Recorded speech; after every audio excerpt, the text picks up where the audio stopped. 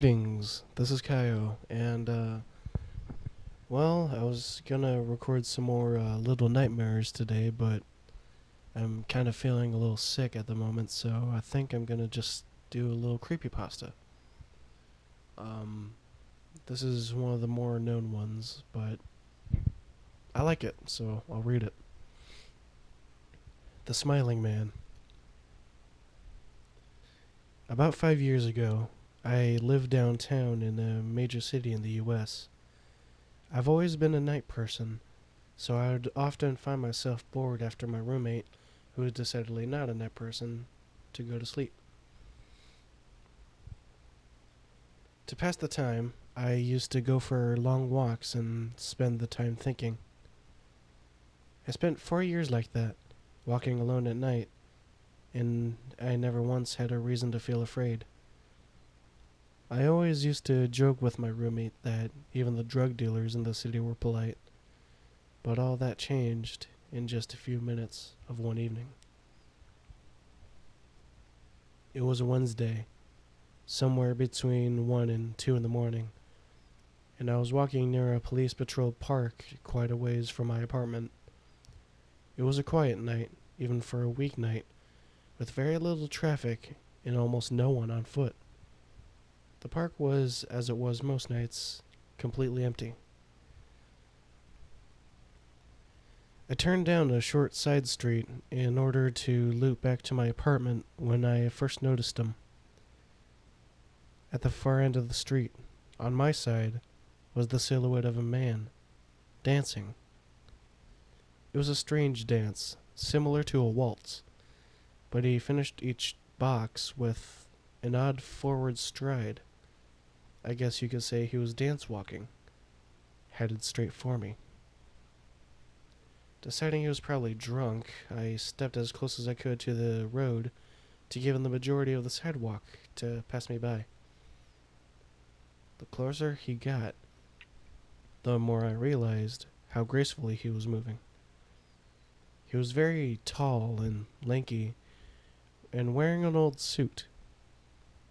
He danced closer still, until I could make out his face. His eyes were open, wide, and wild, his head tilted back slightly, looking off at the sky. His mouth was formed in a painfully wide cartoon of a smile. Between the eyes and the smile, I decided to cross the street before he danced any closer. I took my eyes off him to cross the empty street. As I reached the other side, I glanced back and then stopped dead in my tracks. He had stopped dancing, and he was standing with one foot in the street, perfectly parallel to me. He was facing me, but still looking skyward, smile still wide on his lips. I was utterly and completely unnerved by this, and I started walking again, but kept my eyes on the man. He didn't move. Once I had about half a block between us, I turned away from him completely for a moment and to watch the sidewalk in front of me. The street and sidewalk ahead of me were completely empty. Still unnerved, I looked back to where he was standing to find him gone. For the briefest of moments, I felt relieved until I noticed him. He had crossed the street and now was slightly crouched down. I couldn't tell for sure due to the distance and the shadows, but I was certain he was facing me. I had looked away from him for no more than 10 seconds, so it was clear that he moved fast.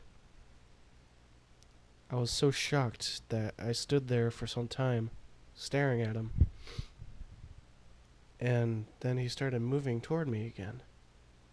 He took giant, exaggerated tiptoed steps, as if he were a cartoon character sneaking up on someone. Except he was moving very, very quickly. I'd like to say at this point that I ran away or pulled out my pepper spray or my cell phone or anything at all, but I didn't. I just stood there, completely frozen as the smiling man crept towards me. And then he stopped again, about a car length away from me, still smiling his smile, still looking to the sky. When I finally found my voice, I blurted out the first thing that came to mind. What I meant to say was, "What do you want?" in an angry, commanding tone. But what came out was a whimper. What? Regardless of whether or not humans can smell fear, they can certainly hear it. I heard it in my own voice, and that only made me more afraid. But he didn't react to it at all. He just stood there, smiling. And then, after what felt like forever, he turned around, very slowly, and started dance walking away. Just like that. Not wanting to turn my back to him again, I watched him go until he was far enough to be almost out of sight. And then I realized something. He wasn't moving away anymore, nor was he dancing. I watched in horror as the distant shape of him grew larger and larger. He was coming back my way, and this time he was running. I ran as well. I ran until I was off of the side of the road and back onto a better lit road with some sparse traffic. Looking behind me then, he was nowhere to be found. The rest of the way home, I kept glancing over my shoulder, always expecting to see his stupid smile. But he was never there. I lived in that city for 6 months after that night, and I never went out for another walk. There was something about his face that always haunted me. He didn't look drunk. He didn't look high.